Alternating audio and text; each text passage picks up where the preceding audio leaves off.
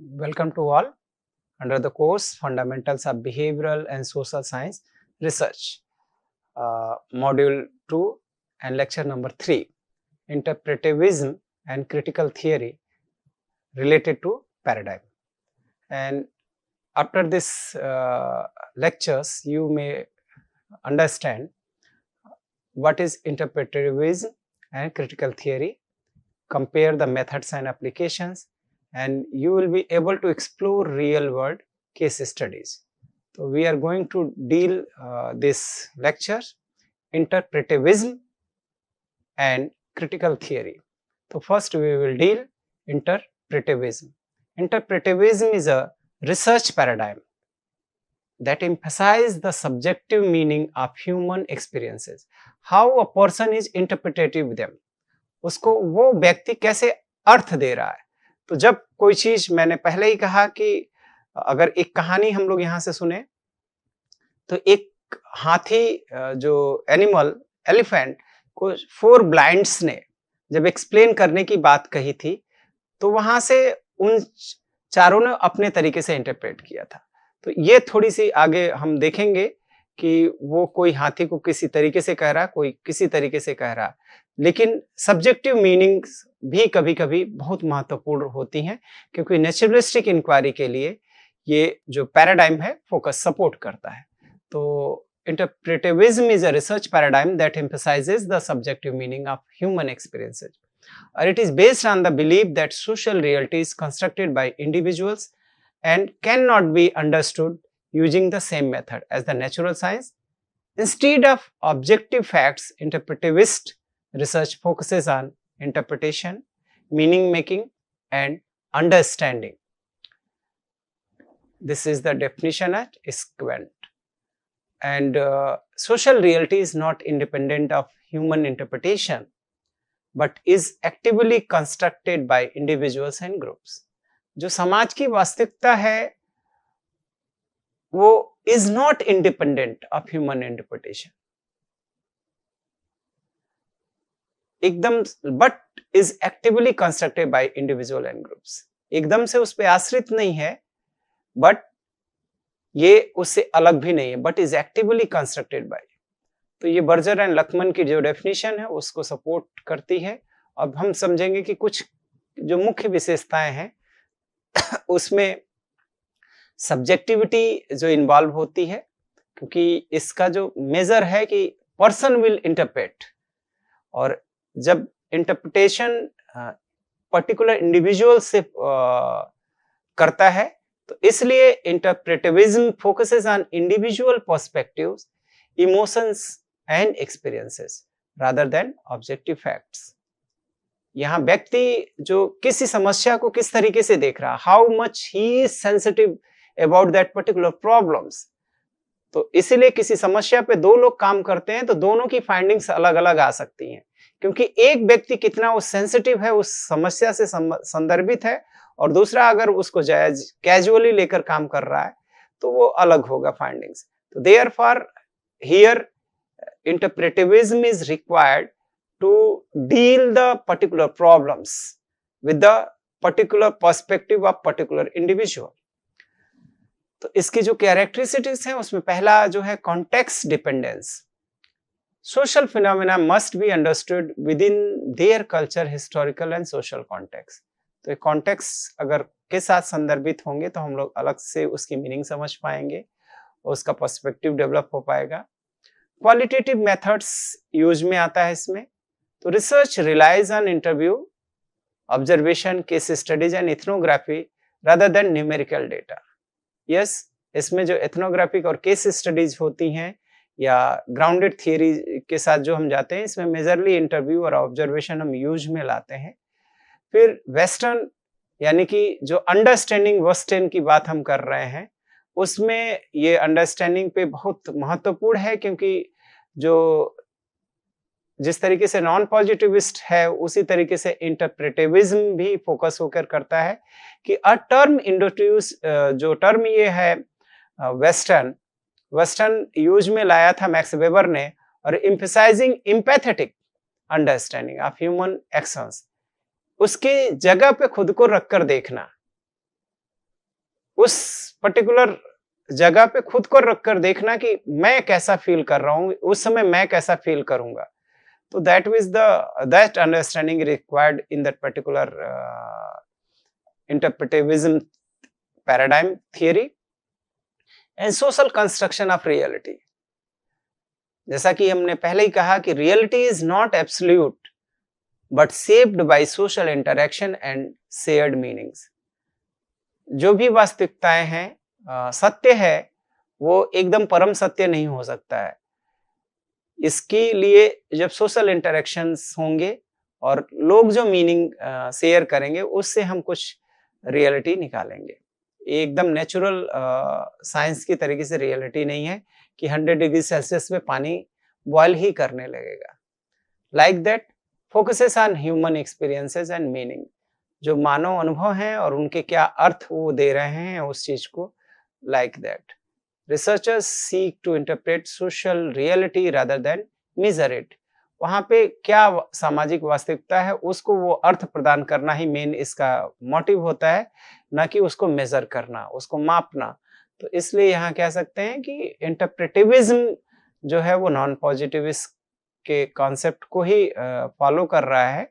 और इसमें जो मेथड यूज में हम लाते हैं, ethnography, phenomenology, case study, narrative analysis, इसके डिस्क्रिप्शंस को आप देख सकते हैं कि अगर इथनोग्राफी के साथ हम जा रहे हैं तो studying cultures or social groups through immersive field work.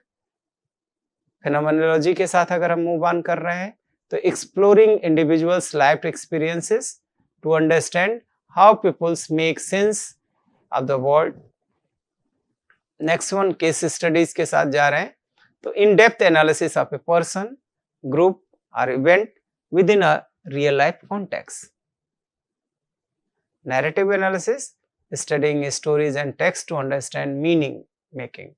वहाँ से क्या अर्थ वो कहानियाँ कह रही हैं, तो उससे नैरेटिव एनालिसिस के साथ जा सकते हैं. तो जो इंटरप्रेटिविज्म में जो मेथड्स हम यूज करते हैं वो इस तरीके से कुछ हैं. फिर इसकी जो स्ट्रेंथ एंड क्रिटिसिज्म ऑफ इंटरप्रेटिविज्म है उसको भी देख सकते हैं कि स्ट्रेंथ जो है वो कैप्चर्स कॉम्प्लेक्सिटी को कैप्चर करता है, allows deep exploration of social phenomena because individual is going to involve there. वो अपने सारे एफर्ट्स के थ्रू जो कॉम्प्लेक्सिटी है उसको वो एक्सप्लोर करता है. क्रिटिसिज्म में उसके अगेंस्ट हम कह सकते हैं कि लैक ऑफ जनरलाइजेबिलिटी. केवल वो जो फाइंडिंग्स हैं वो often specific to a small group और इन उस पर्टिकुलर सिचुएशन में ही है, इसको हम जनरलाइज नहीं कर सकते. कॉन्टेक्स्ट सेंसिटिव इसकी स्ट्रेंथ है. Acknowledge that meaning is shaped by history and cultures. Particular वहाँ से इमर्ज होती है, वो इसकी स्ट्रेंथ, उसकी नेचुरलिस्टिक इंक्वायरी या कह सकते हैं कि जो डीपर अंडरस्टैंडिंग है उसको एक्सप्लोर करती है. और सब्जेक्टिविटी इशूज इसमें इन्वॉल्व होते हैं.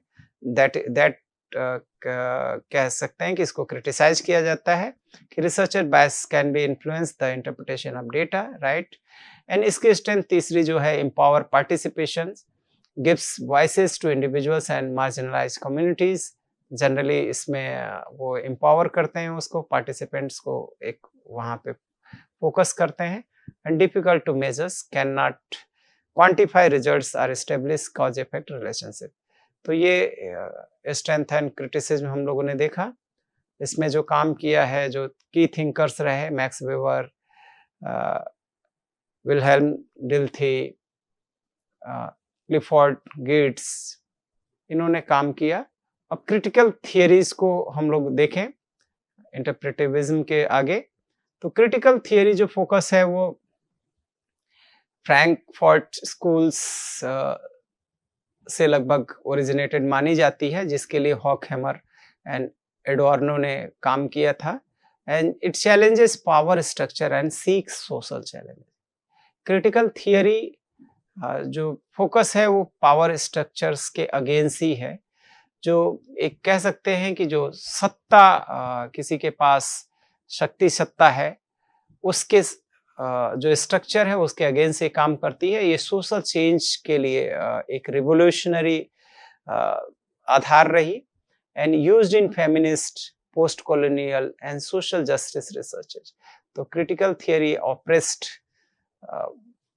एक तरीके से इसको हम बात भी करेंगे ऑपरेसिव सिस्टम में कि critical theory is a transformative research paradigm that critiques power structure, social injustice and dominant ideologies. जो एक सत्तात्मक विचारधारा रही है या एक सत्ता रही है, उस सत्ता के अगेंस्ट क्रिटिकल थियरी ने अपने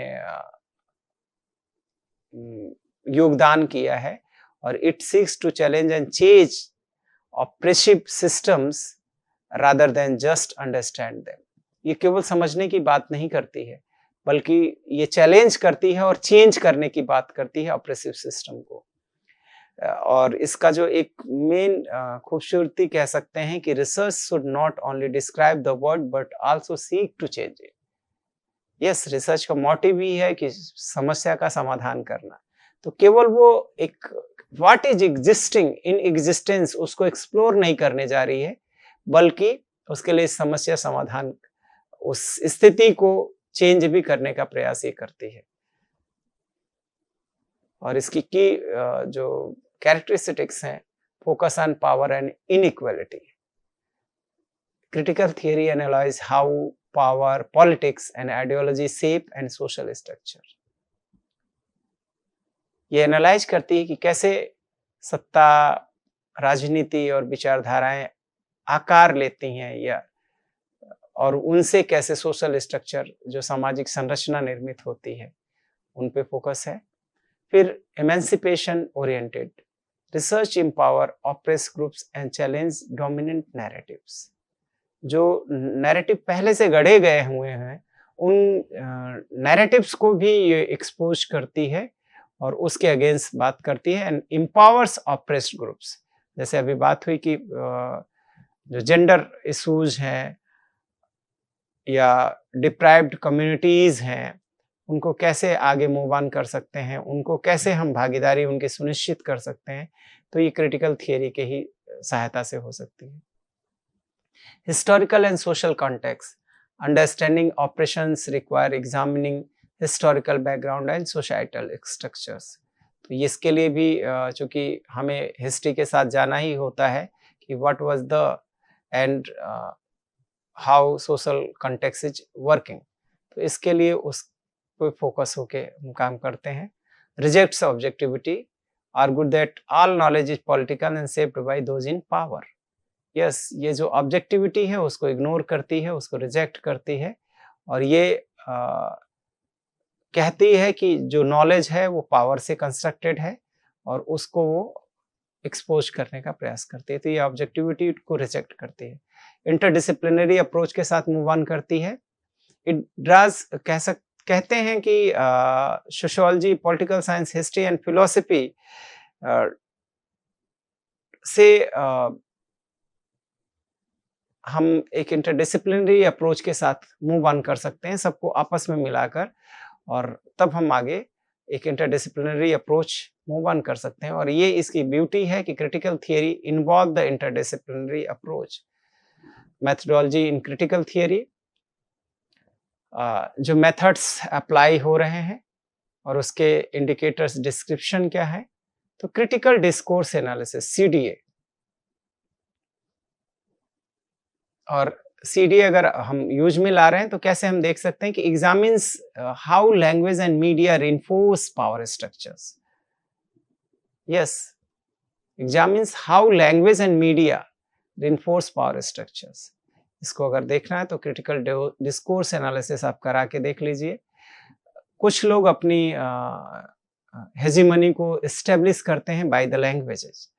वो लैंग्वेजेस अगर everyone are not capable, तो who are capable to fluent present their content, वो एक तरीके से अपनी सत्ता को एस्टेब्लिश कर ले जाते हैं। Second one, participatory action research, engage communities in research to bring social change। Yes, ये अगर कम्युनिटीज को हम इंगेज करते हैं सोशल चेंज के लिए, तो that may be part of the critical theory। Historical analysis studies past events to understand present inequalities। जो हिस्टोरिकल एनालिसिस होती है वो पास्ट के इवेंट्स को समझने में मदद करती है जो प्रेजेंट की इनइक्वालिटीज हैं। पीछे इतिहास क्या रहा समाज का, वो समाज अगर पहले ऐसा ना रहा होता तो आज की जो प्रेजेंट की इनइक्वालिटीज, ये जो डिस्क्रिपेंसीज देखने को मिल रही हैं वो शायद नहीं होती। तो ऐसे में हिस्टोरिकल एनालिसिस के साथ हमें जा सकते हैं। अब यहाँ strengths and criticism of critical theory को हम देखें तो जो इसकी स्ट्रेंथ है वो challenges operations जो help to expose the reality and fight against social injustice. critical theory yes वो social injustice के against fight भी करती है और वहां पे जो चीजें exist में है उसको expose करने का प्रयास करती है। फिर encourage reflexivity, ये यहाँ जो है critically analyze their own biases. yes जो कुछ भी है उसको क्रिटिकली एनालाइज, वो अपने बायसेस के साथ भी जा रहे हैं तो why they are going with that. And third जो स्ट्रेंथ की हम बात कर सकते हैं कि promote social changes, focuses on improving society not just studying it. Critical theory का मोटिव ही है चेंज चेंज चेंज, तो it focus on improving society not just studying it. What is existing there उसको केवल स्टडी करके छोड़ नहीं देना है, but it moves with how to change. तो ये इसकी स्ट्रेंथ है। क्रिटिसिज्म, इसको इस तरीके से लोग क्रिटिसाइज करते हैं कि highly subjective, argues that all knowledge is ideological making objectivity difficult. यहाँ लोग कहते हैं कि argues that all knowledge is ideological, सब कुछ विचारों से निकला हुआ है, मेकिंग ऑब्जेक्टिविटी डिफिकल्ट, और ऑब्जेक्टिव बनाना टफ है। तो ये एक इसकी कह सकते हैं सब्जेक्टिविटी है। पॉलिटिकली इन्फ्लुएंस्ड है, कुछ देखते हैं कि too activist oriented rather than scientific, politically चापलूसी करना है, चीज़ों को सही नहीं मानना है, तो जो एक विचारधारा वाले कह रहे हैं उसी के साथ खड़े हो जाना है, उसके फॉलोअर बन के। लेकिन कई जगहों पे ये हालात हैं और आज भी हमें मीडिया उसी के संदर्भित भी दिख सकती है। Difficult to test empirically, lacks clear hypothesis and measurable outcomes, क्योंकि इसका ऐसा मोटिव नहीं है कि हाइपोथेसिस बनाना और उसको एसेस करना और वो परिणाम दिखाना, तो वैसा जो स्टेटिस्टिकली सिग्निफिकेंट हम इसके थ्रू शो नहीं कर पाते, तो this can be criticise this one. तो स्ट्रेंथ्स और चैलेंजेस, क्रिटिसिज्म हमने देखा, चूंकि स्ट्रेंथ है चैलेंजेस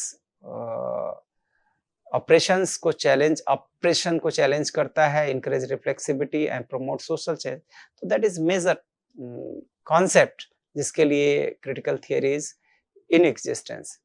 जो की थिंकर्स इसमें थे, Karl Marx, Max Horkheimer, Jurgen Habermas, Paulo Freire, Michael Foucault, तो इन लोगों ने इसमें काम किया है। कार्ल मार्क्स ने कॉन्फ्लिक्ट थियरी डेवलप करी, मैक्स हॉर्खैमर ने critical theory coined the term, and Jurgen Habermas theory of communicative actions, Paulo Freire ने क्रिटिकल पेडागोजी टर्म को इवॉल्व किया, और इसी से हम लोगों ने जो ऑप्रेस्ड की एजुकेशंस पे भी फोकस होके काम किया है। एंड माइकल फोकॉल्ट ने analyse how knowledge and power are interrelated in institutions, तो इन लोगों ने मेजरली फोकस होके काम किया। फिर comparison of interpretivism and critical theory को अगर हम देखें तो जो मेन गोल है इंटरप्रेटिविज्म का, understanding social meanings, and critical theory challenging power structures. यहाँ वो सोशल मीनिंग को समझने की बात कर रहा है, लेकिन ये पावर स्ट्रक्चर को चैलेंज करता है critical theory. View of reality subjective and socially constructed, interpretivism कहता है, जबकि critical theory socially constructed but shaped by power. Yes, socially constructed है इंटरप्रेटिविज्म के अनुसार, लेकिन यहाँ ये कहता है कि पावर ने उसको शेप दिया है। रिसर्च फोकस जो है इंटरप्रेटिविज्म का इंडिविजुअल एक्सपीरियंसेस है, क्रिटिकल थियरी का इनइक्वालिटी, ऑप्रेशन एंड आइडियोलॉजी, इस पे फोकस होकर काम करता है, क्योंकि इसका मोटिव ही है चेंज। मेथड जो यूज में लाता है interpretivism, interviews, case studies, ethnography and critical theory critical discourse analysis, action research के साथ जाता है। की थिंकर्स वी हैव डिस्कस। तो ये इस तरीके से हम लोगों ने इसको कवर किया। अब जो मीनिंग कह सकते हैं कि इसके वर्सेस में देख सकते हैं कि की डिफरेंसेस। तो फोकस इंटरप्रेटिविज्म का अंडरस्टैंडिंग मीनिंग है, क्रिटिकल थियरी का चैलेंजिंग पावर है, मेथड्स क्वालिटेटिव, यहाँ एक्शन रिसर्च जनरली हम यूज में लाते हैं। गोल जो है इंटरप्रेटिविज्म का सोशल अंडरस्टैंडिंग है और क्रिटिकल थियरी का सोशल ट्रांसफॉर्मेशन है।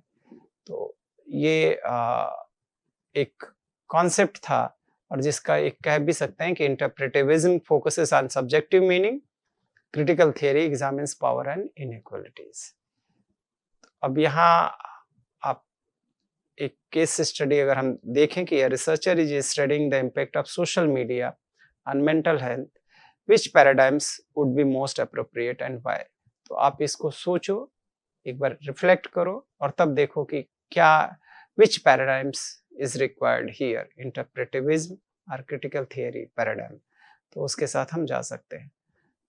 इसकी और बेहतर समझ बनाने के लिए जो हमने जिनके कॉन्सेप्ट्स यूज किए हैं उनकी रीडिंग्स भी हैं, उनके वो रीडिंग्स आप पढ़कर अपनी और बना सकते हैं within these writings. Okay, thank you to all for listening. हम फिर नए अपने व्याख्यान में। Thank you.